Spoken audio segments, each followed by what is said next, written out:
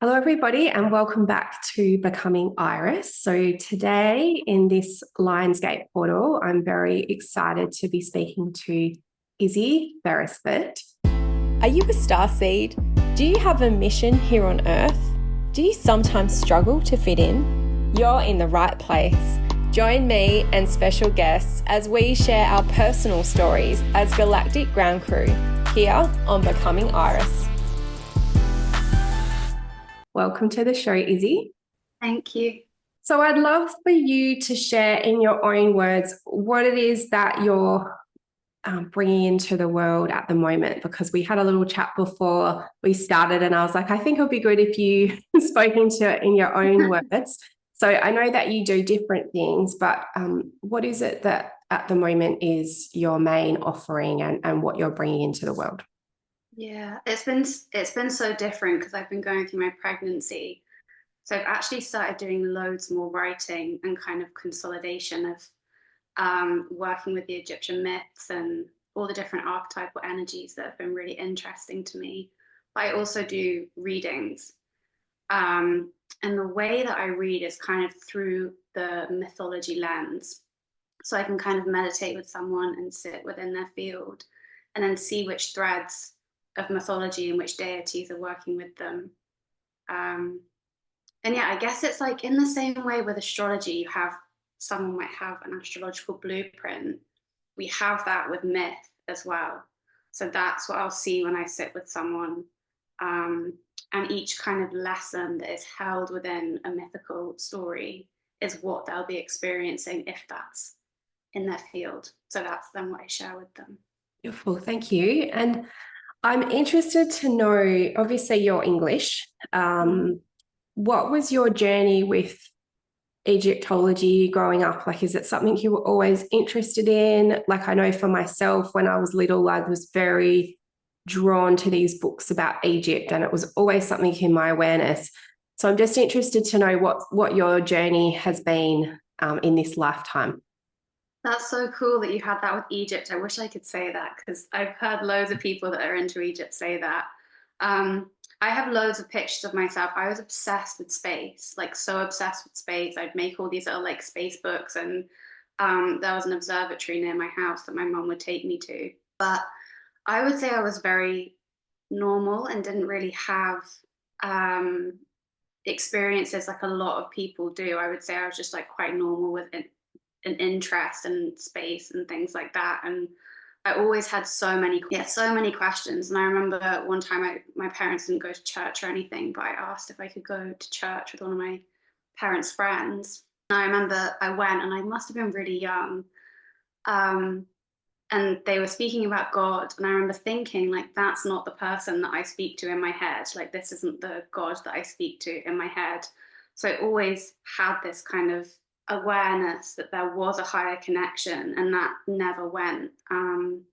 Yeah, Egypt didn't really show up until, so do you want me to start at the 7 years ago, and then I can tell you when Egypt came in, because it was actually after that. So literally 7 years ago, very, very soon, I didn't do any meditation. I wasn't kind of spiritual or anything, but I was going through a really hard time, and I went traveling with my partner to try and sort whatever I was going through out. And it accumulated in Vietnam, and I was in a really dark place. And I remember asking like out loud for help, like I need help, like, and I remember saying it in such a way that I felt like I was talking to someone, like someone needs to step in, like I need help. And my partner was like, calm me down, and he was like, let's go for a smoothie bowl or something. So we looked at this place looking for a smoothie bowl, and when we got there, it wasn't a restaurant, it wasn't like a smoothie place, but there was this guy that had just come from India, and I remember he was wearing the third eye, and he was all in these white robes, and he was starting a meditation course the next day, and it ended up just being me and my partner every other day. At like 5 a.m. we'd go, and we'd sit with him, and it was 2 hours. And I remember that just being like the first feeling that I was home of the states that we would kind of go into. And that led me to have a healing with him. And when I had that healing, I had a spontaneous Kundalini awakening where I left my body. And when I left my body, I went to the place that I knew that I was from, and I was actually able to speak with, they called themselves my soul family. And yeah, they told me things and I remembered a lot. And then when I came back into my body, it was like everything was different. I thought for a while maybe I was a walk-in, like I'd swapped. But now I know I hadn't. And then that kind of led me on a journey of meditating twice a day and going like so deep into trying to basically get back there. I remember that was one of the things I said to my soul family when I was in that space. I was like, now I know how to get to you. I'll come all the time. And they were laughing at me in like this really like wise way, like like kind of like good luck, like you won't see us again for a while, basically. They said 32 I would, and I'm 30 at the moment, but yeah, they said 32. And then I spent all this time trying to actually like leave my body and do all these astral traveling techniques and things like that. And although I never got back to them, things sort of started emerging, moving within me. And one of the things which started to come really strongly was Egypt. So that was about, I think it was 2019, where I had my first experience with Anubis, and I was sat in meditation, and I had a really strong vision that was more tangible than any I'd had for a couple of years, and it was so felt. And I went to a lifetime where I was stood opposite Anubis, or like a priest of Anubis, but the whole room was the energy of Anubis as the god or as the deity. And yeah, he shared with me some things as well. And I remember coming out of that being like, whoa, who was that? And getting on Google, and said everything that I would find about Anubis made sense, but it was like the historians like weren't quite getting the meaning of him or the energy of him. But it was like being immersed in his field, there was so much that he'd opened me to and taught me about himself, that when I started then like reading more, I was able to kind of expand on maybe what historians were missing, or understanding through like more of a Western lens that wasn't too aware, I would say. So yeah, that's how Egypt first came. It was through Anubis. I love that you just completed that share on Anubis, because Anubis seems like very present. So recently you did a reading for me, and Anubis was probably the overarching energy, would you say? And I've just noticed that I've just noticed that my teacher, she's just shared, and I was like, wow, it must be in the field, but she's doing a course with Anubis that starts in August. And I was like, wow, that's interesting. So his energy is coming forward in the group right now. And what I loved that you shared with me, because I'd been a bit trepidatious, let's say, about connecting with Anubis. I'd probably been more drawn to other deities, but I had this misconception that, he was a bit dark and all of these things. And then you shared, actually, no, he holds the most light, because he's, able to go into the underworld and keep his light. But could you speak a little bit more into Anubis? Because I think it's very interesting, your take on his energy. Yeah, definitely. So when I'll actually piece it together a bit. So someone in my family that was close to me passed away, and this was before I'd interacted with Anubis. And when she passed away, I had an experience where Jesus came to me and was with her. And there was so much wholeness and love around the whole experience. And again, it was super tangible. And I remember going down to my boyfriend and I was crying. I was like, I think I just met Jesus. And he was kind of laughing at me. But that's the same energy that Anubis holds. And I believe that, or through my experience, the Christ consciousness that Jesus holds, Anubis also holds that energy. They feel very, very similar. And whenever he appears, like, he really can walk with us through any darkness that we have. Like, he's the one that goes into the underworld to journey and find Osiris there, who is his father. And I think that He does have some kind of negative reputation. I remember when I started connecting with him at first, and when you like, the image of him is quite scary. You know, it's not like some beautiful ethereal goddess or an elemental being. You know, it is like a big black, like muscular kind of dog or jackal. But yeah, he is very much the shaman that can walk in between the worlds, and he gets this from his mother, Nephthys. So she is Isis of the unseen, and then he was raised by Isis, who is the seen goddess. And I believe that because he was Nephthys' son, but raised by Isis, that he holds that bridge. Like, he can be the one that comes into the world, and then the one that also takes us through our unseen pastures as well. But he's just so deeply loving, and yeah, he's so incredible. And the way that I understand it, at least when I read for people, is like each person holds threads of these greater archetypes or greater souls, let's say. So someone, you might have more of Isis running through you, whereas I might have more of Anubis. So different people definitely resonate with different deities through Egypt. And it's not to say that the Egyptian ones are the only ones, but yeah, Anubis is just deeply loving, and whenever he's not always around. That's one thing I would say, is like, he comes at very specific times. Like, we don't always need to be walking through things or like taking that shamanic journey into the other world. Like, we don't always need that, but when we do, he's the kind of the energy that will hold us within that, and yeah, always be there. He's really powerful to work with. I definitely feel that. So just, zooming out to the collective, it feels as though we are on the, the brink or precipice of going into an underworld journey. Like, some people might say, oh, we've already been in that. But I feel like, particularly as we move further along this year, going into like the eclipse season, and just astrologically, like, the story that I'm seeing is that we as a collective are going to be walking through some, exploring some shadow aspects of what's been playing out in the group.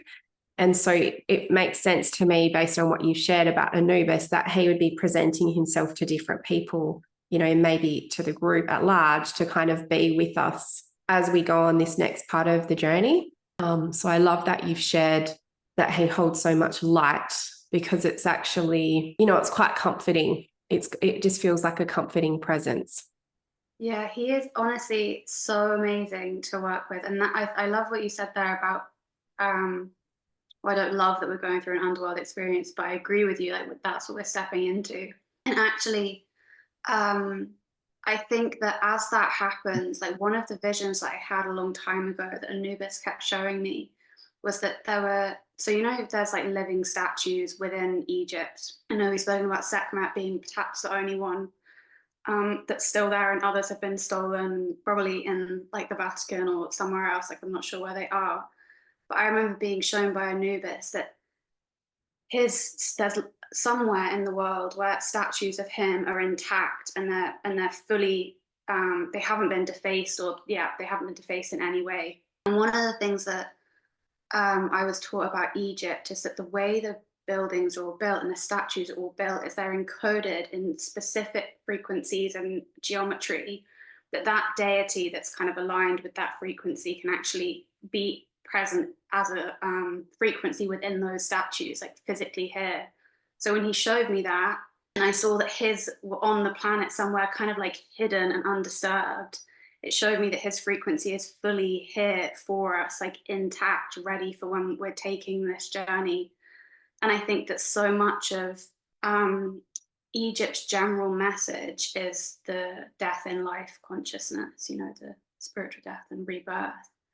And he's really the ally that can guide us through that better than any, in my opinion. So yeah, I really agree with what you said. And it's interesting that he is starting to come through for so many people, because yeah, maybe on the surface he's not the most like expected one, like, yeah.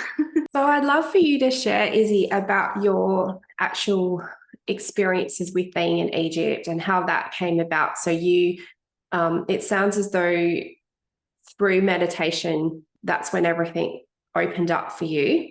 But how did it come to be that you developed such a deep connection with Egypt specifically? And how did you sort of, I know that you take groups there and things like that. How did that all unfold for you?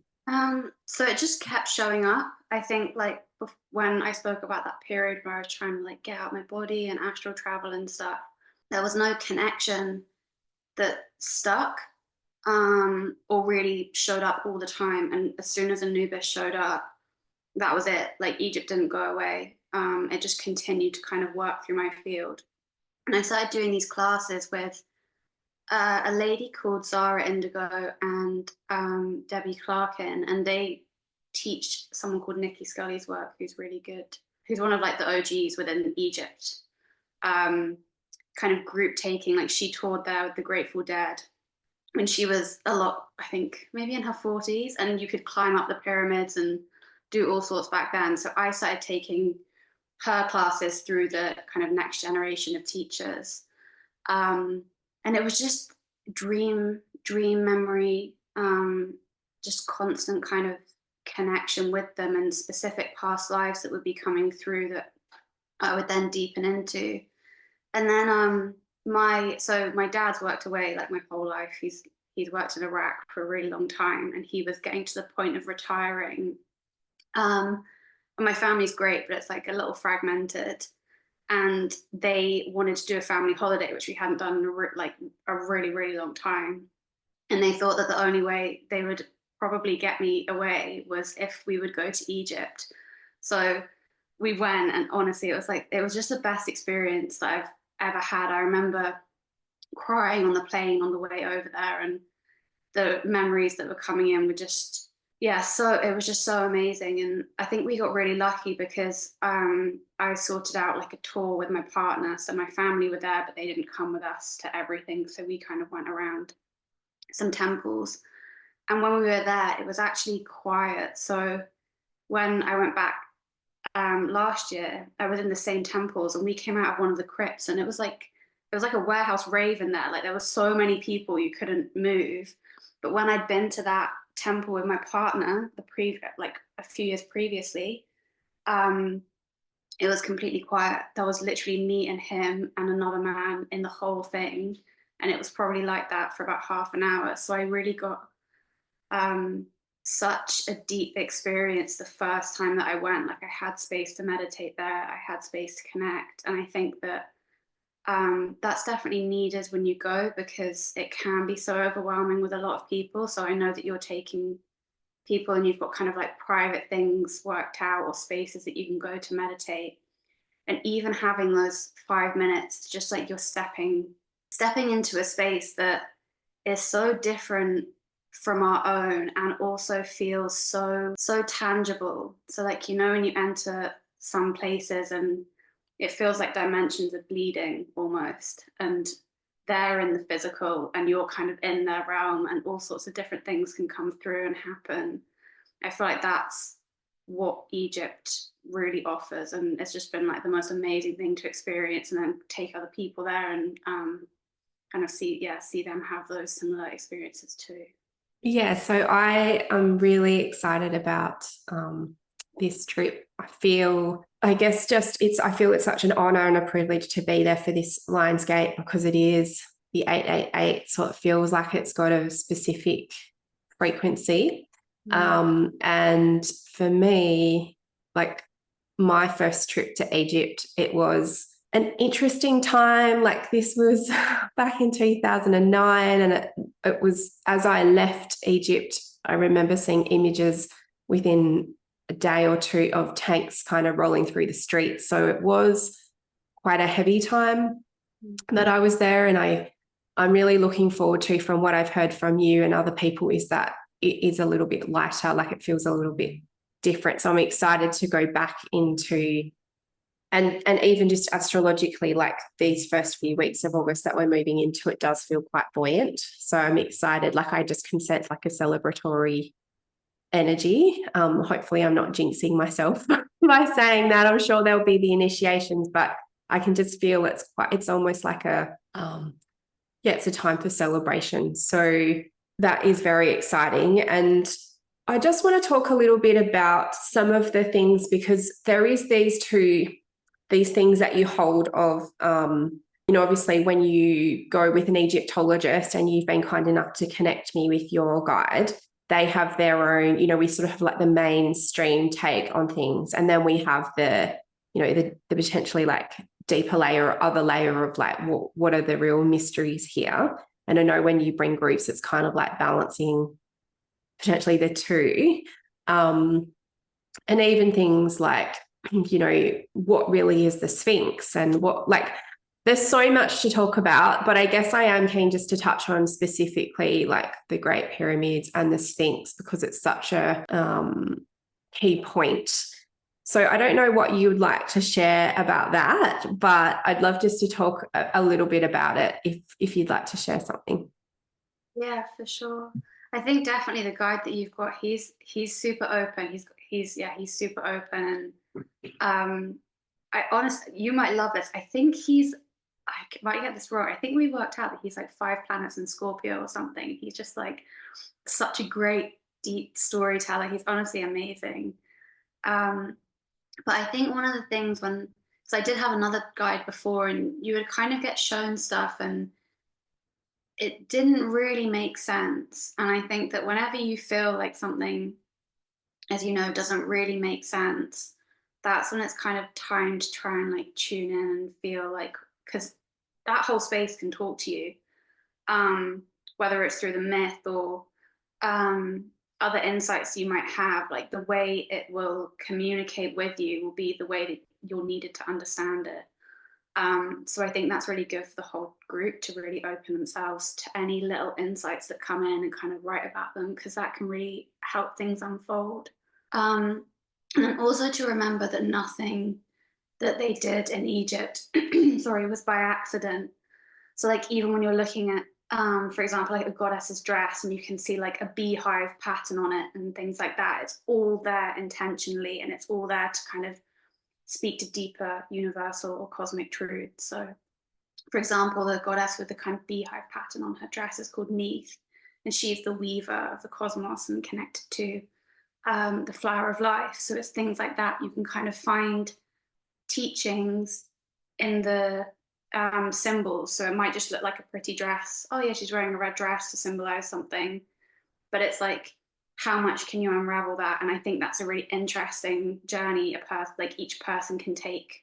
You don't need to know anything to have that. Maybe even just an open mind is the best thing. But yeah, the pyramids are so cool. It's going to be amazing, like your ceremony in there and stuff like that. Because so I find, and I've actually never heard anyone say this, but maybe people also do, I found the pyramids very masculine, which I have heard people say, but also very connected to Anubis. So whenever I've gone there,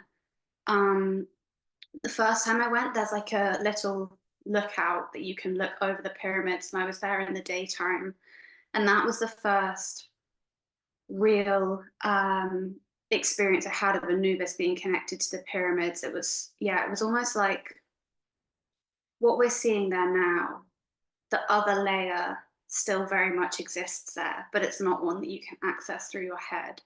So when you start to kind of open yourself into your other senses, that layer's never gone. So all of those kind of spiritually alive deities still exist there. It's just we have to learn how to kind of open ourselves to that.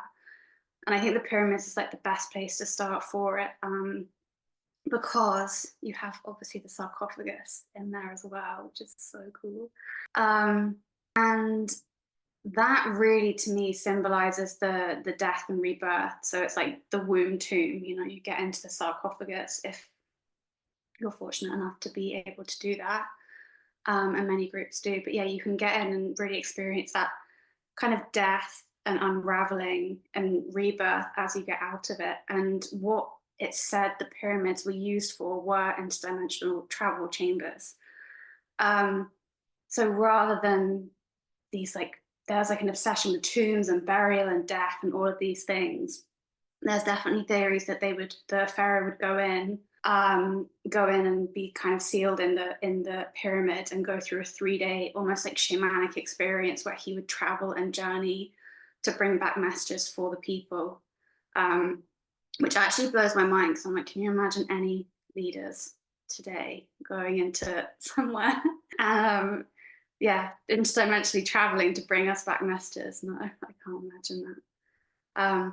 So yeah, that's the pyramids, and there's so much to be gained and learned in there. I would say that I'm not too good on like the historical points about it. Like, I know there's loads of people that know all about how the dimensions match up with maybe the distance to the sun or something like that, but it's just always been very much energetically experienced for me, and just what I can kind of learn through, yeah, my own experience there.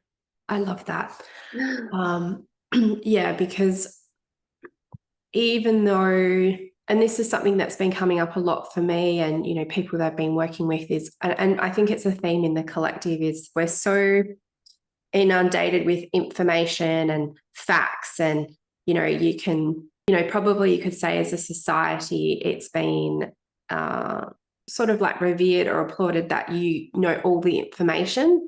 But I feel like a lot of what we really need to know is not in the mind. It's like it's through the heart. And as you said, you could go there and not know anything about it, but on a deeper level, your soul knows. And it's like, we can just tune in and feel, what is it for me? Like, what do I need to get from being here? And what's being shared with me in this moment. And I feel like that's kind of where we're more heading as a group, I hope, is like to kind of shift out of the mind and the knowingness of everything. And even for myself, it's been a bit of a journey of like, probably in the past, I was, you know, wanting to grip onto all the information and know all of the things. And then now I'm like, well, it's okay not to know. Like, I don't need to know everything about this thing, because if my soul's calling me to a certain place or to look into a certain thing, there's something there for me, and that will be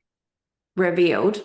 So I kind of feel that going into this trip is that there's a certain amount of information to be known. And, you know, you've been very kind to share a lot of information, things I need to know. But now I'm just like, okay, it's all going to unfold as it should, and just allow that these energies will come forward and you'll know.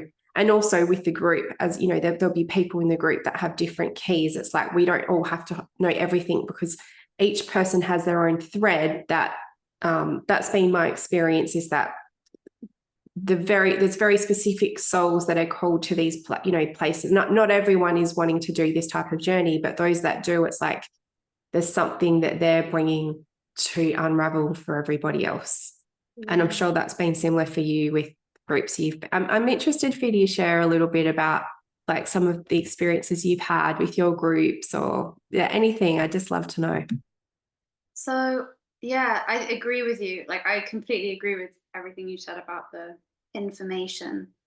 And I definitely had that as well, because there's so many people that work with Egypt that know so much more than me about the history of Egypt, but it's just like the livedness of Egypt, or Egypt's way within me, is what I feel like I need. And I also feel like it's what a lot of people need, because, you know, there was a way of initiation that they knew about, that they had the Osirian mysteries, and like all of the people would be able to participate in these festival rites, which were all about kind of the death and rebirth and all these amazing things.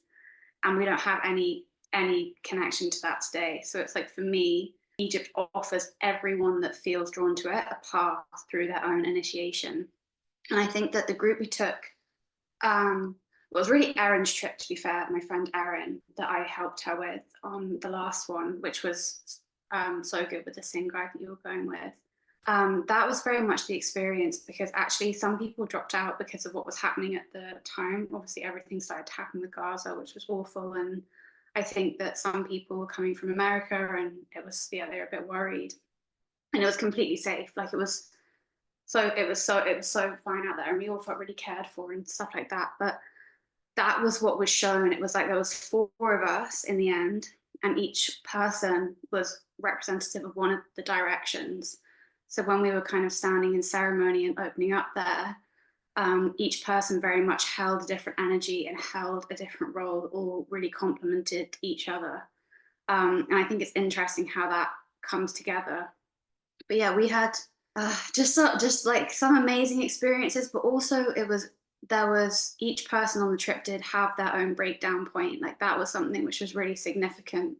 I don't know whether it was because it was such a long trip. Like one of my friends, or my friend, hers didn't come to the very last day, and she was kind of got to the point where she was like, oh, my big experience, I don't need to have this big experience. Like I brought everyone and all this other kind of stuff. But then on the very last day, like literally I flew out the day that her experience started, and she was actually staying longer than me. So I think that's something to bear in mind. It's like whatever comes up there, give it to the energies of Egypt. And that was definitely one of my main points of awareness when I lay down the sarcophagus. Amongst some other things, it was everything that comes up during this period, just give it to Egypt. That was it. It just needed to keep flowing through me. And I think that's true for everyone that goes on the trip, like within specifically like a pilgrimage kind of container. It's like everything, as you know, like everything comes up for a reason. And the energies are so supportive there that we can keep passing it through. It's like nothing that we need to hold on to anymore. The first time I went, it was just pure love, and there was no emotional breakdown. But the last one, it was very intense. And I think there's quite a lot of healing. Egypt holds a lot of healing for everyone that feels called to travel there. And even if it's through past life memory or something that happened in this life, yeah, it's like it definitely takes you through almost like a shamanic journey, just traveling around all the temples and things like that, which I'm sure you'll experience. Because yeah, I feel like if you go in with the intention, like you can't not have those experiences, just because it's such a heightened space, and yeah, all of that stuff still lives there. Yeah, does that make sense? Sorry. Yeah, that's perfect. Sounds like a baby brain. Yeah, no, I love that. I love that. And yeah, it's like I just sense that whatever you think it's going to be, it generally just turns out to be something different. Like we can think that we know, and then when you get there, it'll be, okay, no, you're doing this. And you are bringing a group next year, aren't you? Did you want to share a bit about that? You've got something coming up. Am I right in saying that? Yeah, so I won't be able to go because I'll have a little baby. So I was wondering how you're going to do that. I thought, oh, maybe she's bringing her baby with her. No, well, it's still open-ended. So that trip would have been my friend Erin and my own trip. But yeah, I think that I won't be able to go because of the baby. But that was also the craziest thing about the last Egypt trip. Like there was so much to do with fertility and pregnancy for the other women leading up to that trip. And then when I was in Egypt, the vision I kept having was I was handed a white lily and a baby constantly. Like every temple I go into, that was like a part of the vision. And I was like, I would just kind of like push it away, like, oh, cool, like just kind of write it in the corner of my notepad. And then as soon as I got back from Egypt, we conceived. And it was unplanned and everything. So it just felt like I went and collected a little soul there that needed to come through. I love that. Yeah. So I don't know. Like I think I will go back, but that's another thing I would say with Egypt as well. Like it comes and goes within my life for sure. So I don't think it always needs to be there. Like at first I was very much identified with the past lives that I'd had there that I could remember, and being someone that worked solely with Egypt or very closely with Egypt and those kind of historical figures. But as time's gone on, and specifically I learned this in my pregnancy, it's like I didn't always need to be working with those specific energies, but when it was time for them to come again, they always would.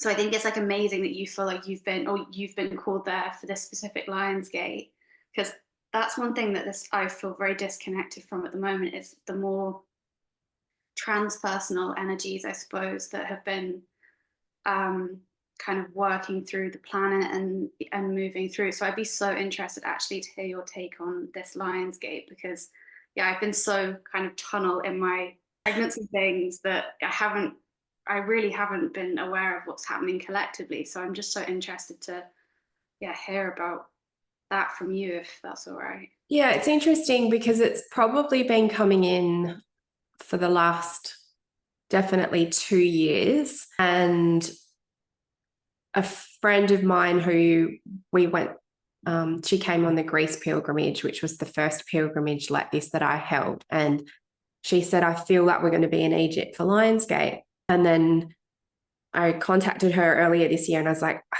think it's this Lionsgate. But I've got Scotland and I've got a boy who's turning 8 in this portal. So I was like, that's not going to happen for me. Like, I just logistically, there's no way I can be away again so soon. And I said, if it's meant to be, something will, like, sort of like a miracle will occur to enable me to go. And his dad contacted me and said, I'd like to take Nate, who's my son, away. And it was exactly those dates. So I was like, okay, that's my sign. And it's just so interesting because, like with different trips, sometimes it can feel like I don't know, it just doesn't come together easily. Like, there'll always be different things. But with this, it was like, okay, I kept getting the message to reach out to you. I reached out to you. You were like, I would love to, but I'm having a baby at that time. And you said, but I'll share my guide's information, which is obviously like a key piece. And then everything's just kind of fallen into place in a way that it's just also aligned. So, for example, when I was in Scotland, that was a really heavy going initiation. And I felt like, coming off the back of that trip, I was like a mess. Whereas I'm kind of hoping that I feel into that this Lionsgate, as much as it's a transitional portal, it feels like a real big celebration. So astrologically speaking, it's the alignment with Sirius and Orion, our sun. So Sirius would be considered like the central sun, and I believe people say that when Sirius is currently unseen, when Sirius rises again, this is aligned with the water coming back to the Nile, and it was a time of celebration, and maybe that's also what I'm feeling into. But the pyramids, the Great Pyramids, they've been built specifically to align with these constellations. So there's a story that's been told in the stars that whoever built them, and I believe that they were using very advanced technology, because you can't really explain how else it's to such precision with these astrological or astronomical alignments. And most likely, I feel like it comes from Sirius. So lots of people would have different opinions about that, but that feels true to me. So this rising of Sirius and this alignment, it's basically a flow of energy. So if we say that the way that we receive information, essentially it's like light codes, it's light coming in. So when we open up this Lionsgate portal, we are then connecting like a sort of like a galactic superhighway of those codes that can come in. So people who, what I'm sort of feeling at the moment is that people who have those codes within them, so say you are a Sirian starseed or you have some information, it's like they're dormant perhaps, and they're able to activate and come online. So this would be true for everyone on the planet in terms of like, we're all going to feel this energy coming in, but for some people, it will be more impactful than others. And, everyone will react to that differently. For some people, that could be very easeful, and other people that might be like, oh, what's going on?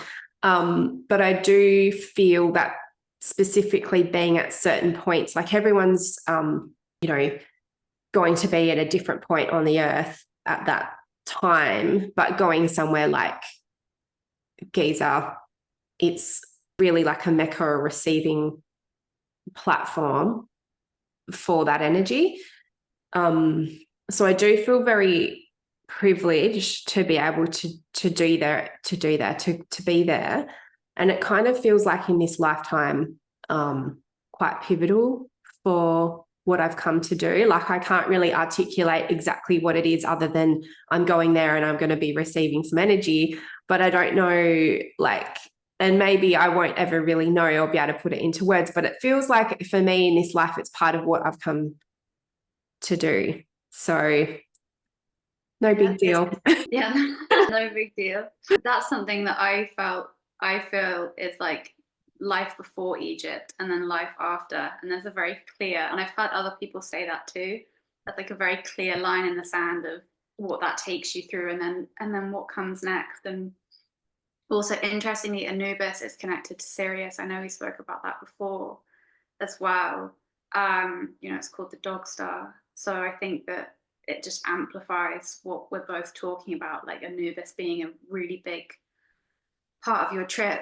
And actually something that I love, and I don't know what you think about this, like with the astrological alignment of Egypt and everything, because there is a lot of masculine energy in Egypt. Obviously, there's a lot of feminine with all the goddesses as well, but I didn't experience any goddesses to start with.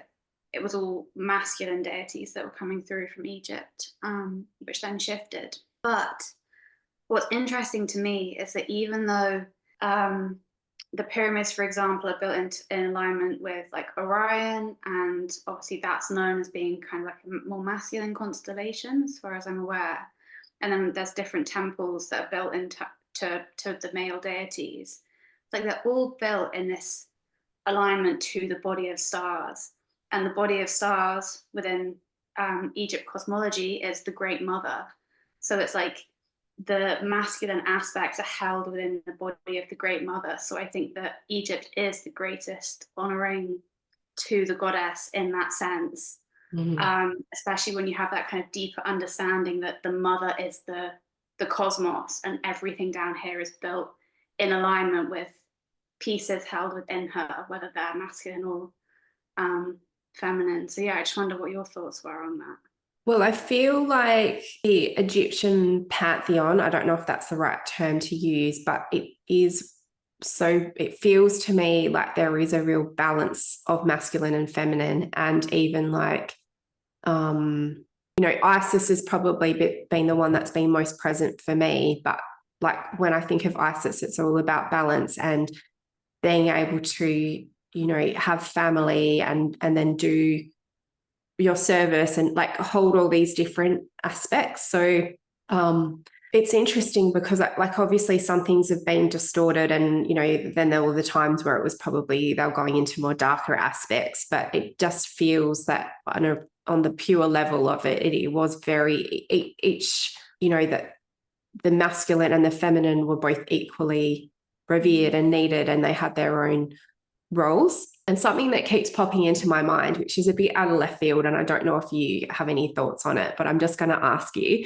is something that's always intrigued me and I haven't wrapped my head around, and I don't know what the answer is to it. But this thing in, with obviously brothers and sisters getting together, and like how, like I can kind of understand it because it probably was to do with bloodlines and things and keeping purity, and maybe they didn't grow up like siblings like we would today. But do you have any thoughts on that? And what have you, because I think it is something that probably in our society it bothers people because it's so different from what we would consider acceptable. It's kind of like the opposite of what we've been taught is the right thing to do. So do you have any insight into that? Yeah, so this is actually something like I've been reflecting on so much with my writing, because it's all about, I've included a lot of Egyptian myths within it. And the way that I've come to understand them is, if you take Isis and Osiris, for example, and Nephthys and Set, who are essentially married as brother and sister, they are actually all aspects of our own psyche. So they're all aspects of the unconscious.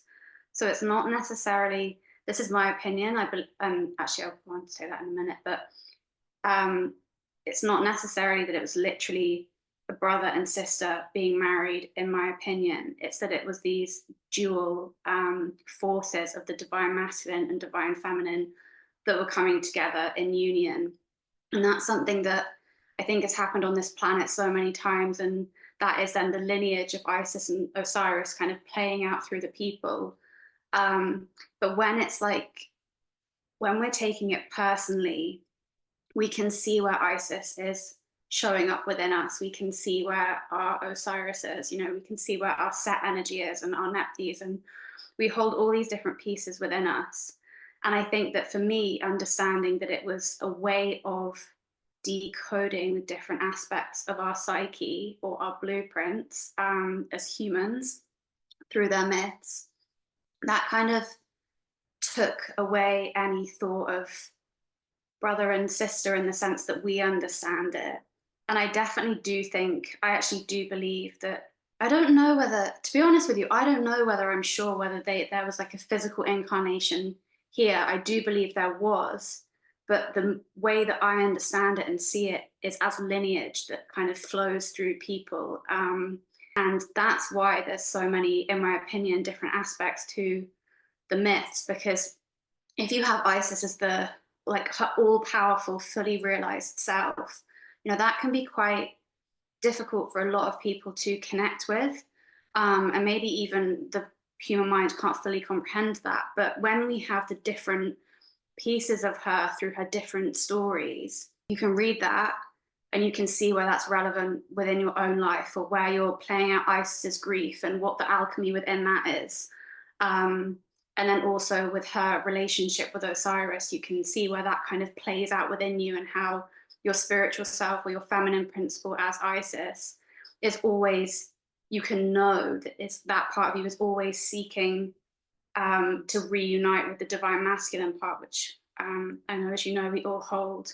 So yeah, for me, I definitely stripped away the blood brother and sister, and connect with them more as their energetic principles of masculine and feminine from different facets of those energies, if that makes sense. So maybe Set and Nephthys are more shadowy, and Isis and Osiris are more light, to make it like, yeah, to put it more simply, I guess. Yeah, that makes sense. And I love that take on it.